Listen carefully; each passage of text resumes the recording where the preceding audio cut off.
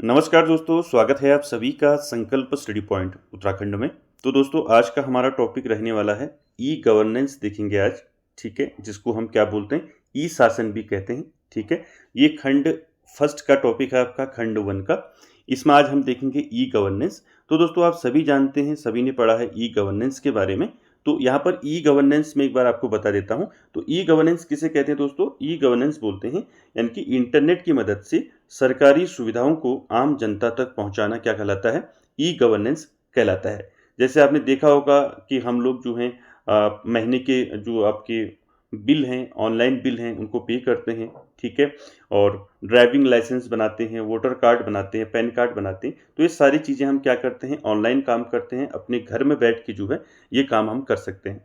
और साथ ही साथ दोस्तों, ई का मतलब यहाँ पर क्या है? ई गवर्नेंस में ई का मतलब होता है इलेक्ट्रॉनिक। ठीक है, इसको भी आप याद रखें, क्या होता है? इलेक्ट्रॉनिक। ठीक है, और गवर्नेंस का मतलब होता है शासन। ठीक है, तो इसको भी आप याद रखें। इलेक्ट्रॉनिक का मतलब ये है कि उन चीज़ों को हम इलेक्ट्रॉनिक कहते हैं जो बिजली की मदद से चलती हैं। ठीक है, जैसे आप कंप्यूटर कह सकते हैं, फ़ोन, लैपटॉप इत्यादि। ठीक है, क्लियर है? चलिए आगे चलते हैं, शुरू करते हैं इसको। देखिए, पहले लोगों को अपना कोई भी सरकारी काम करने में काफ़ी समय लग जाता था। ठीक है, इनकी लोग सरकारी दफ्तरों के चक्कर काटते रहते थे, लेकिन काम नहीं हो पाता था। तो कभी-कभी पूरा दिन भी लग जाता था और फिर भी काम नहीं हो पाता था। और काम के लिए लोगों को हफ्ते भर सरकारी दफ्तर के चक्कर काटने पड़ते थे। और लोगों की इन्हीं परेशानियों को समझते हुए सरकार ने क्या किया? ई शासन की शुरुआत की। ठीक है, यानी कि इलेक्ट्रॉनिक शासन। ठीक है, यानी कि इंटरनेट के माध्यम से सरकार की जितनी भी सुविधाएं हैं उनको आम जनता तक पहुंचाना क्या कहलाता है? ई गवर्नेंस कहलाता है। क्लियर हो गया? यहां तक आप समझ चुके होंगे। ठीक है, चल देखिए, इंटरनेट की मदद से सरकारी सुविधाओं को आम जनता तक पहुंचाने को हम क्या बोलते हैं? ई गवर्नेंस बोलते हैं। इसको आप जरूर याद रखें। ठीक है, इंटरनेट की मदद से सरकारी सुविधाओं को आम जनता तक पहुंचाने को हम क्या बोलते हैं? ई गवर्नेंस बोलते हैं। ठीक है, अब यहाँ पर दो चीज़ें जो भी आपको मैंने ऊपर बताई, ई गवर्नेंस दो शब्दों से मिलकर बना है। अभी मैंने आपको बताया, यहाँ पर ई गवर्नेंस जो है दो शब्दों से मिलकर बना है। पहला जो ई है, ई का मतलब क्या होता है? ई का अर्थ होता है इलेक्ट्रॉनिक। ठीक है, और गवर्नेंस का मतलब होता है शासन। ठीक है, तो ये मैंने आपको बताया अभी ऊपर। इलेक्ट्रॉनिक, ई का मतलब इलेक्ट्रॉनिक, यानी कि उन चीज़ों को हम इलेक्ट्रॉनिक कहते हैं जो बिजली की मदद से चलते हैं, जैसे आपका कंप्यूटर, लैपटॉप, फोन इत्यादि। ठीक है, और गवर्नेंस का मतलब होता है शासन। ठीक है, चल आगे चलते हैं। आगे देखिए, राष्ट्रीय ई गवर्नेंस के जरिए यानी कि ई गवर्नेंस योजना के जरिए सभी सरकारी सेवाओं को इलेक्ट्रॉनिक माध्यम के जरिए देश के आम नागरिक तक पहुंचाया जा रहा है। इस योजना को जो है साल 2006 में शुरू किया गया था। अभी तक यह योजना सफल साबित हुई है। तो दोस्तों देखिए, राष्ट्रीय ई गवर्नेंस योजना के जरिए जो है सभी सरकारी सेवाएं यानी कि जितनी भी गवर्नमेंट सर्विसेज हैं उनको इलेक्ट्रॉनिक माध्यम यानी कि इंटरनेट के माध्यम से देश के आम नागरिकों तक पहुंचाना क्या कहलाता है? ई गवर्नेंस कहलाता है। और इस योजना की शुरुआत दोस्तों कब से हुई? इसको आप जरूर याद रखें। इस योजना की शुरुआत 2006 में इसकी शुरुआत हुई और अभी तक ये योजना जो है सफल साबित हुई है। तो ये आपका इम्पोर्टेंट यहाँ पर ई गवर्नेंस की शुरुआत कब से हुई? तो 2006 से इसकी शुरुआत हुई। ठीक है, अगला देखिए बिंदु, यह योजना जो है इलेक्ट्रॉनिक सूचना प्रौद्योगिकी विभाग और प्रशासनिक सुधार एवं सार्वजनिक शिकायत विभाग द्वारा बनाई गई है। तो आपको एक क्वेश्चन यहाँ से ये भी पूछ सकता है कि किसके द्वारा जो है ई गवर्नेंस को बनाया गया।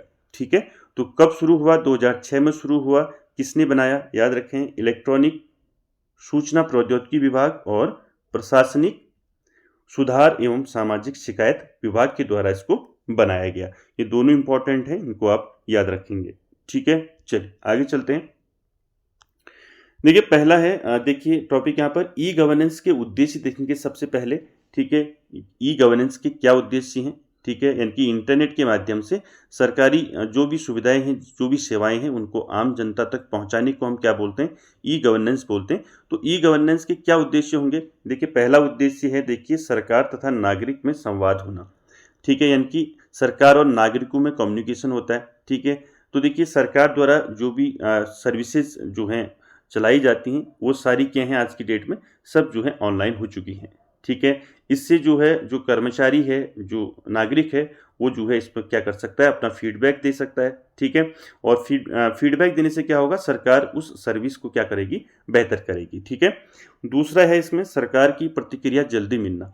ठीक है, दूसरा क्या है, यानी कि जब ई गवर्नेंस के जरिए जो है सारी चीज़ें जो हैं, अब सारी योजनाएं, सारी जो पॉलिसीज़ हैं, सारी सूचनाएं हैं, सब क्या हो गई हैं, ऑनलाइन हो चुकी हैं। तो इससे क्या है, नागरिकों को जो है सरकार की जो प्रतिक्रिया है वो जल्दी मिल जाती है। ठीक है, उसके बाद भारत को डिजिटल बनाना, यानी कि भारत के नागरिकों को डिजिटल रूप में क्या करना, विकसित करना, यानी कि हर व्यक्ति को इंटरनेट के बारे में जानकारी होना। ठीक है, उसके बाद देखिए नागरिकों को बेहतर सेवा प्रदान करना, यानी कि ई गवर्नेंस के जरिए क्या है, सरकार जो है नागरिकों को बेटर सर्विस प्रोवाइड करती है। ठीक है, उसके बाद सूचनाओं के माध्यम से लोगों को सशक्त बनाना, यानी कि आपका लोग जो है इंटरनेट की मदद से देश की सारी सूचनाओं को प्राप्त कर सकते हैं। ठीक है, और घर बैठे सूचनाएं प्राप्त कर सकते हैं दोस्तों।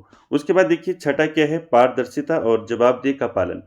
तो देखिए इसमें क्या होता है, पारदर्शिता यानी कि ट्रांसपेरेंसी की बात हो रही है, तो ट्रांसपेरेंसी लाना, और सरकार जो है इसके प्रति क्या रहती है, जवाबदेह रहती है। ठीक है, ये हैं ई गवर्नेंस के उद्देश्य। ठीक है दोस्तों, चलिए आगे चलते हैं।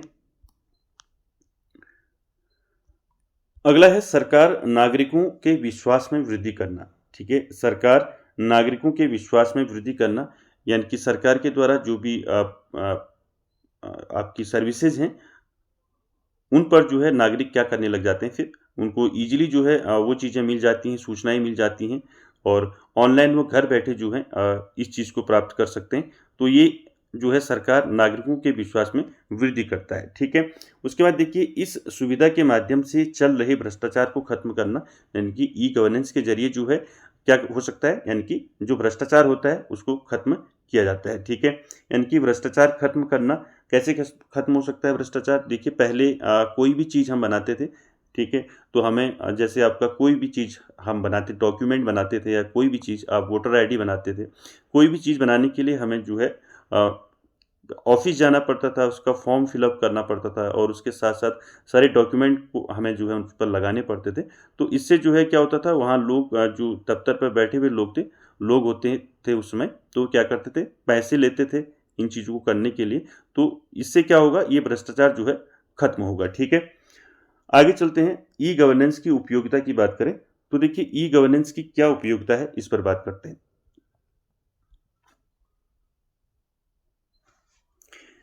देखिए ई गवर्नेंस की उपयोगिता की बात करें तो पहली उपयोगिता देखिए इसकी मदद, यानी कि ई गवर्नेंस की मदद से ग्रामीण क्षेत्र में रहने वाले लोग भी देश विदेश के घटनाक्रम के बारे में आसानी से जान सकते हैं। यानी कि इंटरनेट के माध्यम से जो गांव में रहने वाले ग्रामीण क्षेत्र के लोग हैं, वो भी जो है देश विदेश में जो भी घटना घटित हो रही है उसके बारे में आसानी से जो है उसके बारे में जान सकते हैं। ठीक है, दूसरा देखिए क्या उपयोगिता है, विभिन्न योजनाओं परियोजनाओं की जानकारी एक आम आदमी तक इंटरनेट के माध्यम से पहुंचाई जा सकती है, ताकि वो उसके बारे में जान सकें और उसका उनका लाभ उठा सकें। तो दोस्तों देखिए सरकार द्वारा जितनी भी योजनाएं और परियोजनाएं चलाई जाती हैं वो आज की डेट में सारी क्या हैं, ऑनलाइन है। तो आम आदमी जो है इंटरनेट के माध्यम से उन योजनाओं और परियोजनाओं के बारे में जान सकता है। ठीक है, और उनका लाभ उठा सकता है। ठीक है, उसके बाद देखिए अगली उपयोगिता क्या है, सूचना का अधिकार एवं ई शासन मिलकर देश के विकास में क्रांतिकारी परिवर्तन ला सकेंगे। देखिए सूचना का अधिकार अधिनियम और ई शासन जो है ये दोनों मिलकर जो है देश के विकास में जो है क्या कर सकते हैं, क्रांतिकारी परिवर्तन ला सकते हैं। उसके बाद अगला देखिए इसकी मदद से योजनाओं एवं दस्तावेजों का सुव्यवस्थित रखरखाव संभव हो सकेगा। यानी कि ई गवर्नेंस की मदद से जो है क्या हो सकता है, देखिए जो योजनाएं हैं और जो डॉक्यूमेंट्स हैं, दस्तावेज हैं, उनको हम क्या कर सकते हैं, उनको सुव्यवस्थित तरीके से रख सकते हैं। ठीक है, इंटरनेट के माध्यम से। उसके बाद देखिए सूचनाएं सीधे संबंधित व्यक्ति तक पहुंच सकेगी और बिचौलियों की भूमिका खत्म हो सकेगी। यानी कि सरकार द्वारा जो भी सूचनाएं हैं वो व्यक्ति तक सीधे व्यक्ति उनको इंटरनेट के माध्यम से सीधे व्यक्ति उन तक पहुंच सकता है और जो बीच में बिचौलियों का काम करते हैं उनकी भूमिका खत्म हो जाएगी। ठीक है, चल क्लियर है, आगे चलते हैं। देखिए सबसे इंपॉर्टेंट आपका आ गया ई गवर्नेंस के प्रकार। तो यहाँ से आपका क्वेश्चन बन सकता है। ठीक है, ई गवर्नेंस के प्रकारों में बात करेंगे। सबसे पहला प्रकार देखेंगे ई गवर्नेंस के।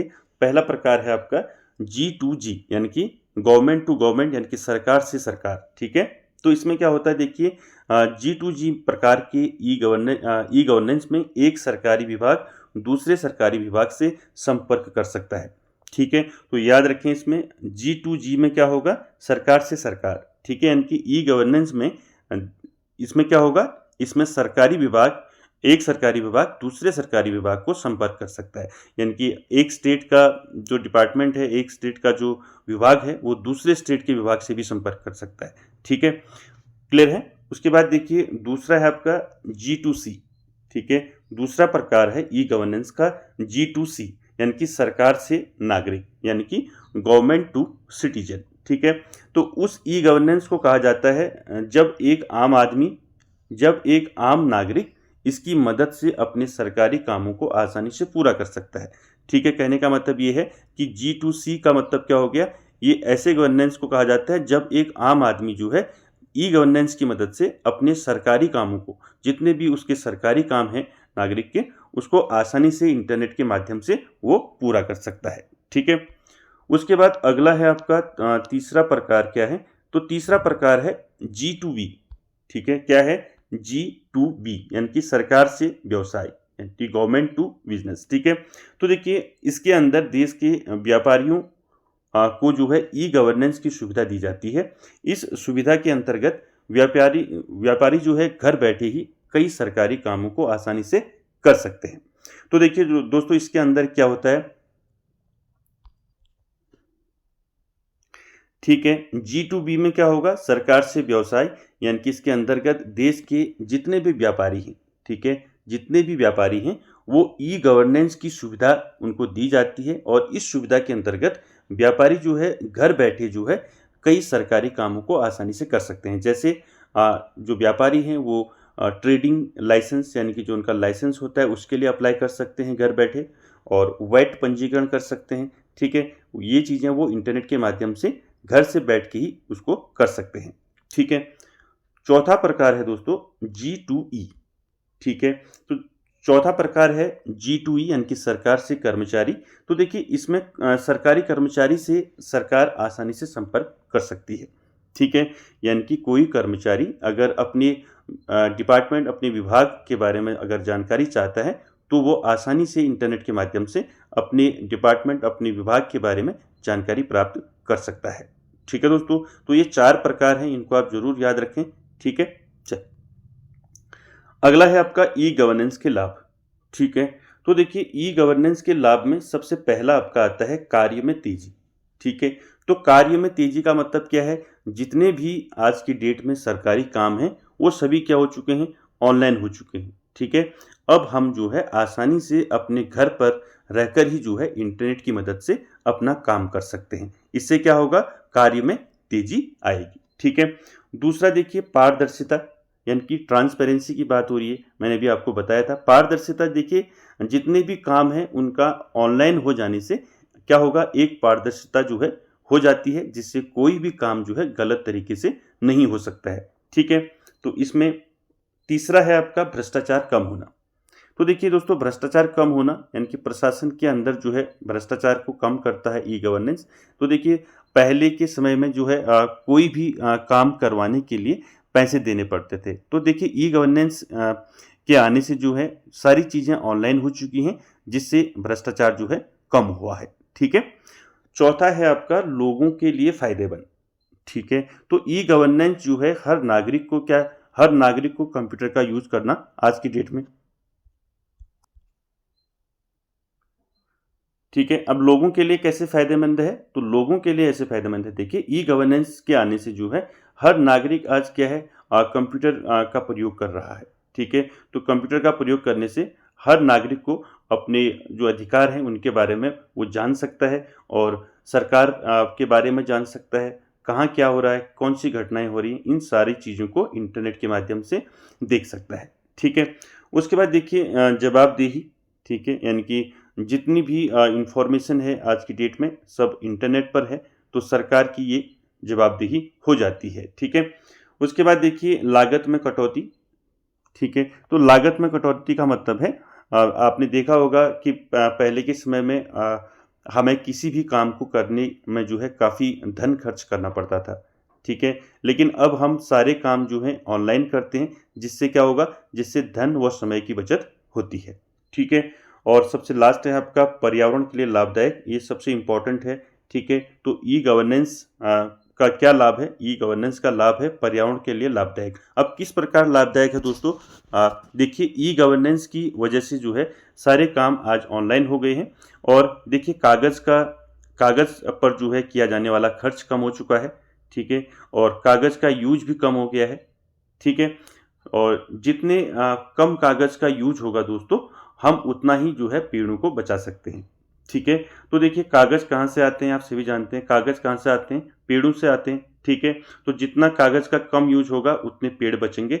ठीक है, तो पेड़ों को बचाने से हमारे पर्यावरण और हमारा पर्यावरण जो है क्या होगा, और बेहतर होगा। ठीक है, तो इसलिए पर्यावरण के लिए लाभदायक है ई गवर्नेंस। ठीक है दोस्तों, तो दोस्तों ये था आज का टॉपिक ई गवर्नेंस, छोटा सा टॉपिक था। आई होप आपको समझ में आया होगा, और वीडियो कैसी लगी कमेंट बॉक्स में ज़रूर कमेंट करें, और वीडियो को एंड तक देखने के लिए थैंक यू वेरी मच।